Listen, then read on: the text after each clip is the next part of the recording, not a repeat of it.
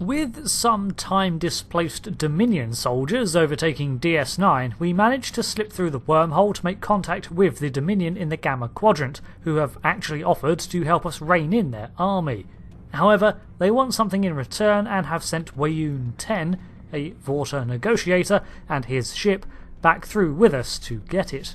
The Federation Council has authorized the release of the Founder from the detention facility where she is currently being held. I need someone the Founder will respect to complete the transfer. You're the best candidate for the task. I don't expect any problems, but I didn't expect Jem'Hadar from the past to crash the board conference either, so take my recommendations with a grain of salt. The important thing is the safety of Aeron and the Founder. We need their help if we want to end this standoff without more bloodshed. Commander Messier Chebe, based from Voyager, has been acting as a relay between all these different pieces, so having received our orders from the Federation, we can now move at speed to Facility 4028, a maximum security Federation prison site located deep in the Ayala sector, unsurprisingly in the middle of Federation territory. It's still quite the journey in fact, so we use the quantum slipstream drive to make it in good time. One thing I like about the Ayala system is that most of the data on this area is redacted from common databases in order to maintain its discretion. Upon entering the system on our designated route, we can see the facility buried in the side of an asteroid illuminated by the two large hangar bays covered by luminous force fields. Ahead of us lies Weyoun's vessel, patiently awaiting for us to join him. Closing in on the station, we can spot the large docking arms that likely provide an extra layer of security and could lock prisoner transfer vessels in place. From here too, the Nebula NGC-6302 is also visible. The facility hails us, and the Warden expresses his concern on the arrival of a Dominion ship.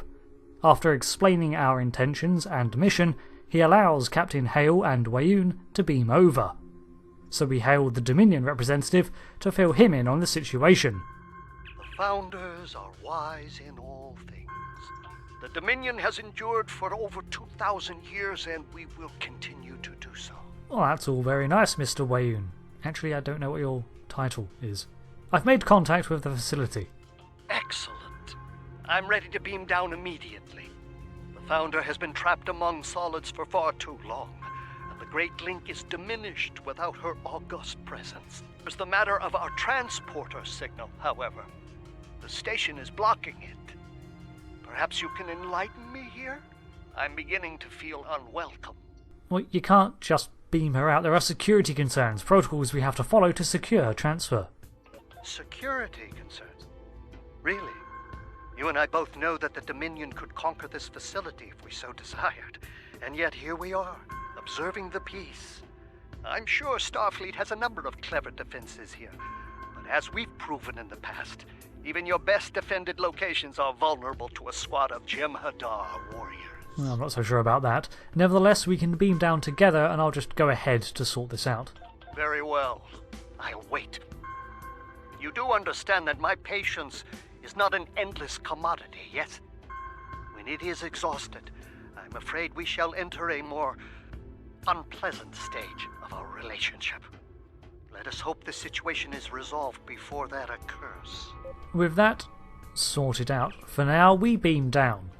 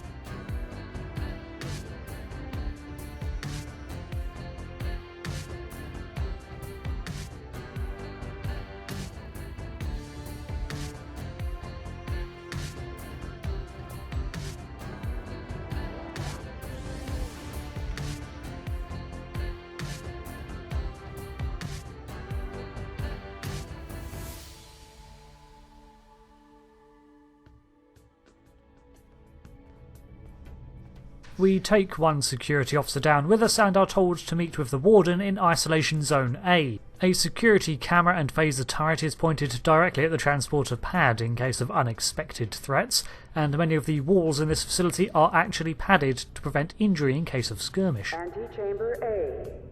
Visitors' lines mark out routes to various chambers, and the automated PA system clearly indicates that we're being observed. Report to the Warden. Antechamber A. Line to Isolation Zone A.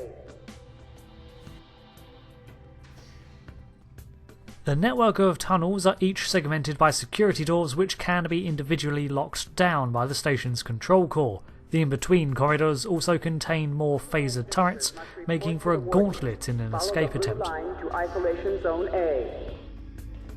Processing Zone A.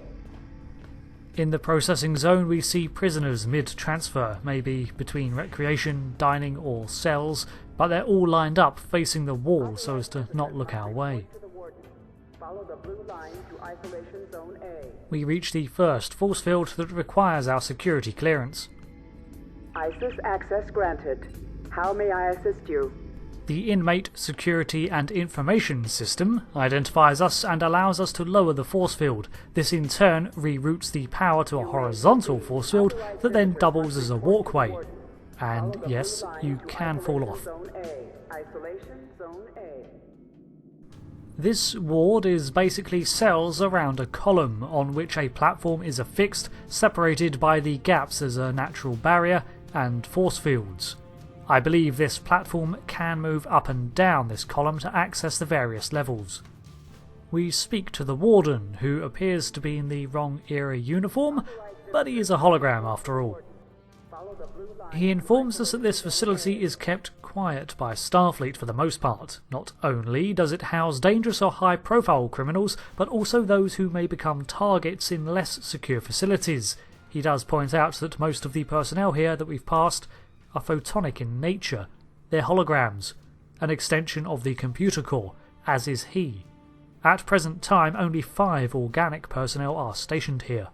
His designation as Warden is also deliberate in that his lack of name makes him more unapproachable by the inmates and guests. We request to see the Founder and he says he's still confirming our authorization, and as of right now he asks us to talk with another inmate while we wait. Inmate 53160 has grievances he wishes to share with a real person. As we pass the cells we can check their occupants.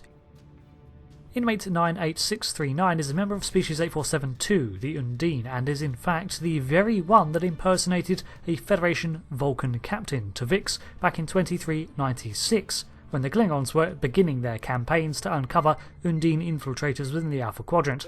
See my video on Species 8472 encounters for more. This would be the fellow we're here to see. Amar Singh is a human augment who seems to have named himself after, or maybe related to, the most infamous Khan Noonien Singh. He was actually trying to create numerous interspecies super warriors for the Klingon Empire, and he was captured in the Korvat system. Quite simply, he wants to continue his research. At the moment, anything too advanced, tech-based, is not allowed in his cell, but he would like to continue his work. We can ask why he's so focused on following his genetic lines, and he claims it's because he can cure any disease, extend lifespans, and create the perfect warriors. See, it's that last one that has you locked up here. He even argues that during this time of conflict, imagine the benefits of augment armies, but that's the issue. If we engage in augmentation on a military scale, then it becomes another arms race. Except this time, people's lives are the commodity on every side.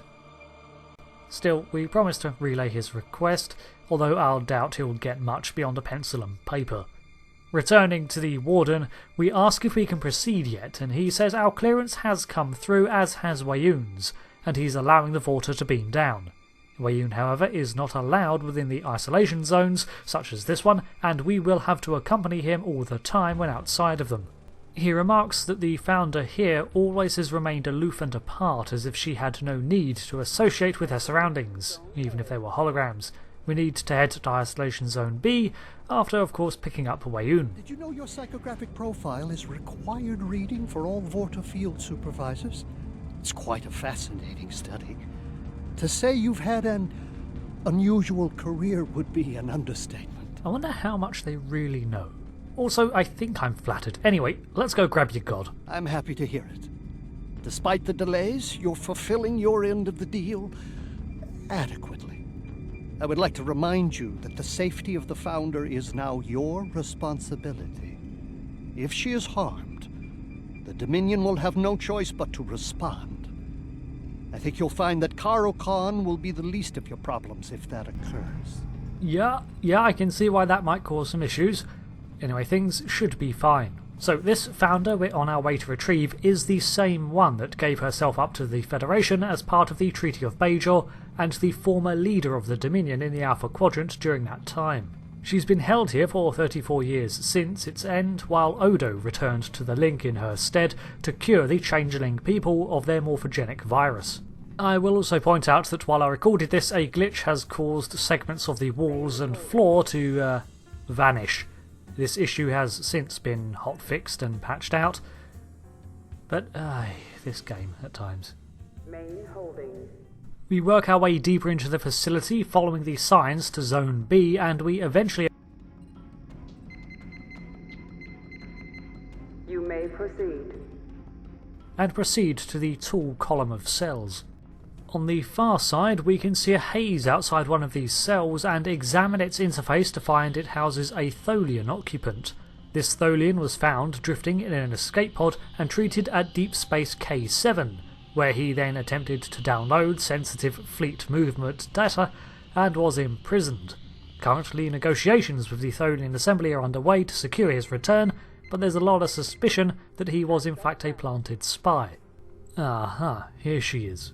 Surrounded by a level 8 force field in a completely sealed cell, the female changeling requires Federation Council permission to interact with, and any medical needs are to be undertaken in accordance with subroutine Bashir 98. We can see that the cell has a couple of interesting shapes and a regeneration bucket in place of a bunk, but little else.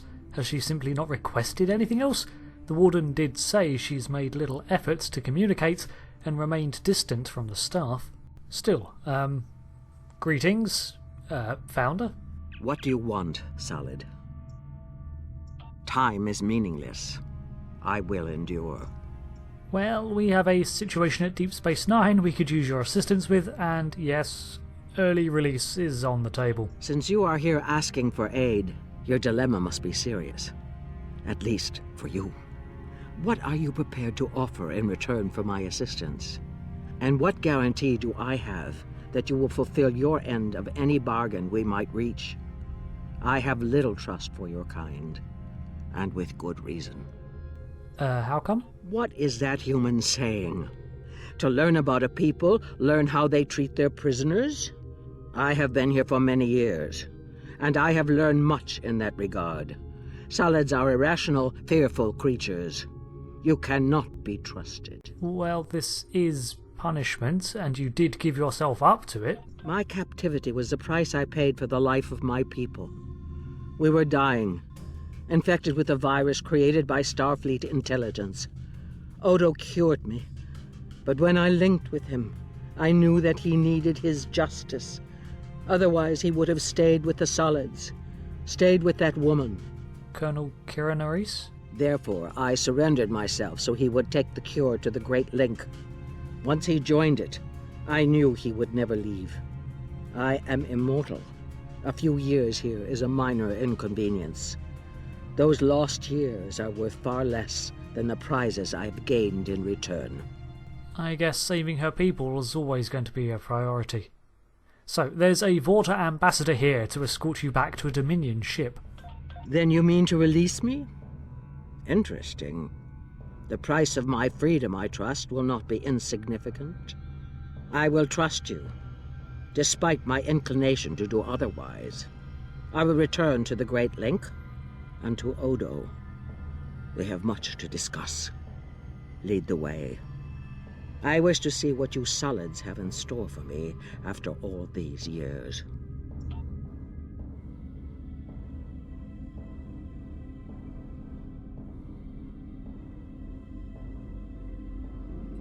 Founder, your ordeal is at an end. Wayoon, your line lives on. Good. Let us leave this place.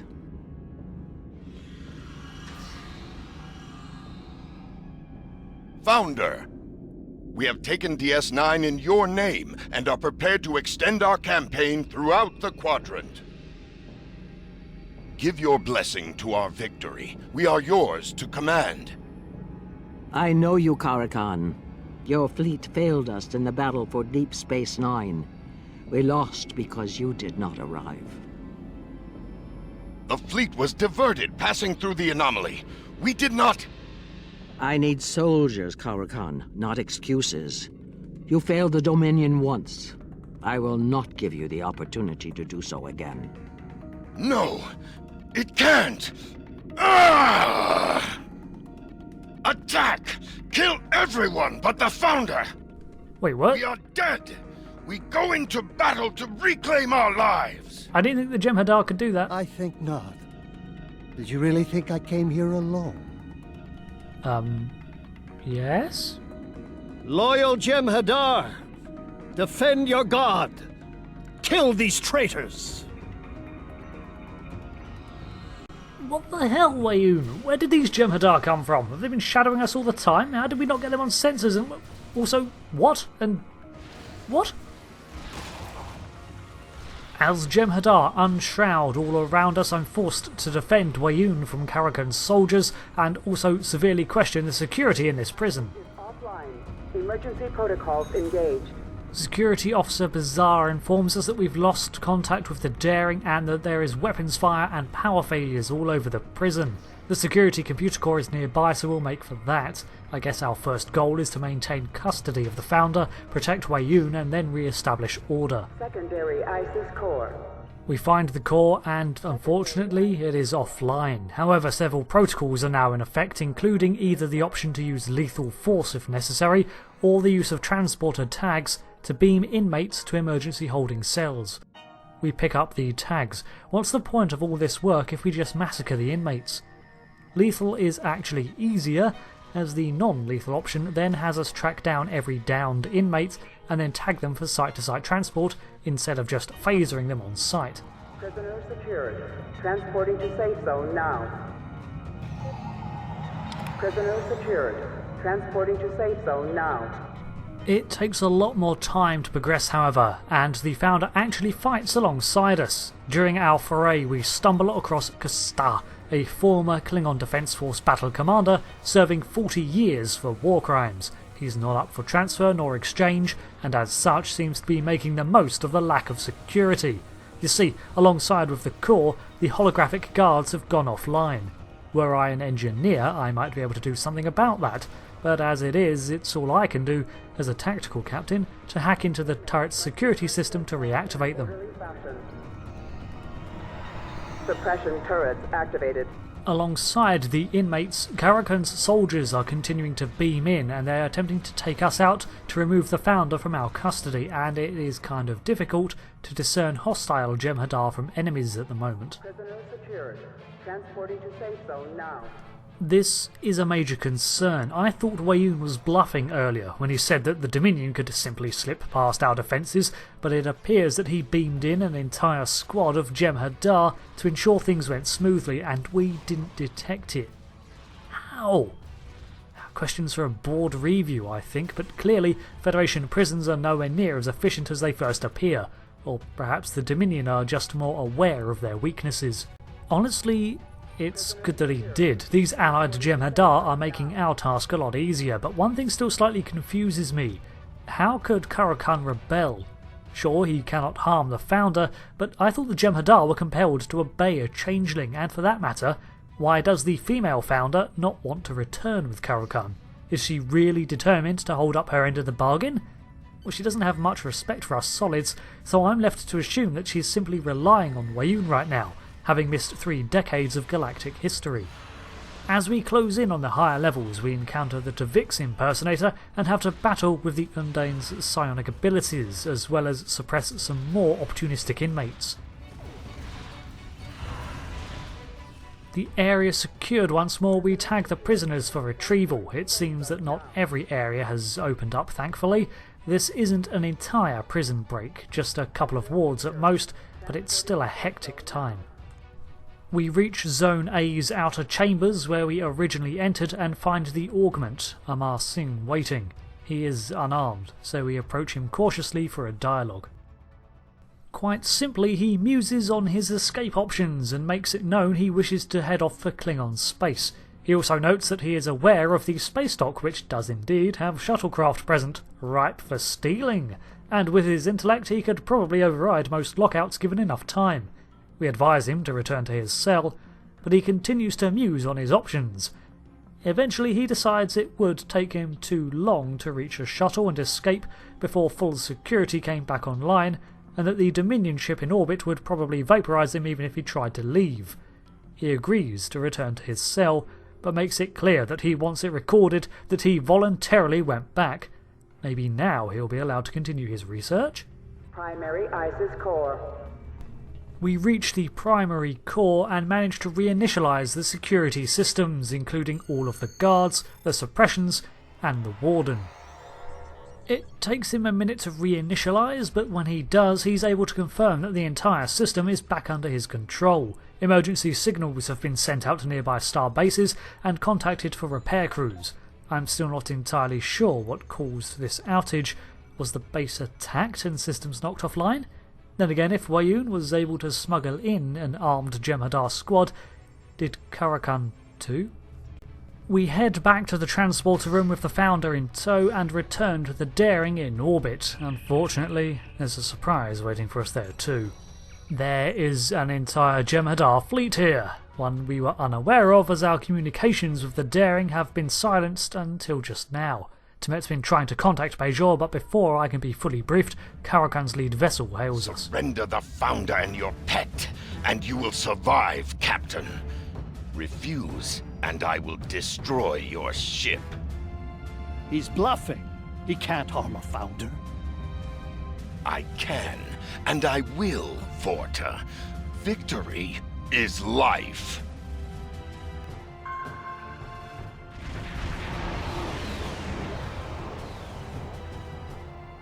Go to warp while you still can.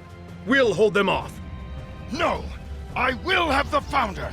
All ships, attack!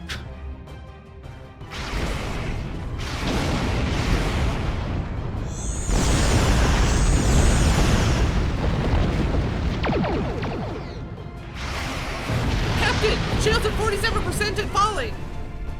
Evasive maneuvers. Pattern shown 6.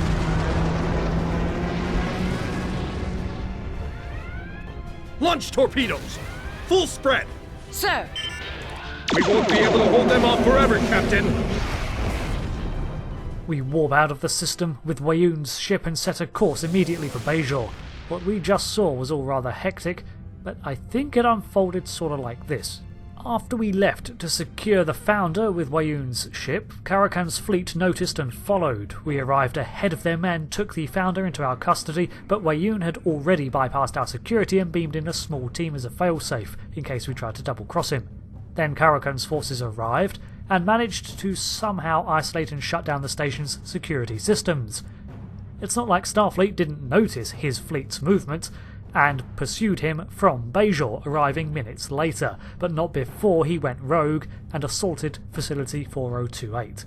If this is indeed what happened, then that facility really needs its systems overhauled, because although we contained it, several prisoners remain unaccounted for, including a James Fadimera and a Taris, the Romulan leader who fell from grace and was a potential Iconian lead. What's more, in the case of Taris, a strange energy signature was detected near her cell before her disappearance. This mission is still a rather cool one, and we get to look at the side of the Federation that we rarely see, an actual full-on prison, not a rehabilitation area or a brig, but an actual facility to hold high-value targets. However, the way it unfolds is rather messy. Why wouldn't the Founder return with Karakan? How can Karakan disobey orders genetically programmed into him? I mean, there have been tales of Jem'Hadar in the past that rebelled, and these were buried by the Dominion, so is Karakan an example of their bred-in aggression overwhelming their loyalty? I assume so, but we didn't get definitive answers. Also, exactly how the prison mainframe was taken offline so easily is rather concerning. Beside all of this mission remains one of the most memorable for me, because of its environmental design and the fact it really does feel secure, even if all the security can be disabled by a glorified power cut. Still, that all said and done, in theory all we need to do now is bring the Founder to Loris and have her order the Dominion to leave DS9. The Founder then returns with her forces to the Great Link, and we get our station back while diplomacy continues. What do you think? Setting free the former Dominion leader in return for DS9, is it worth it? Thank you for watching this episode of the Story series as we go back to explore the ever-expanding narratives of Star Trek Online. I've been Rick, and I look forward to seeing you again next time. Thanks again, and goodbye.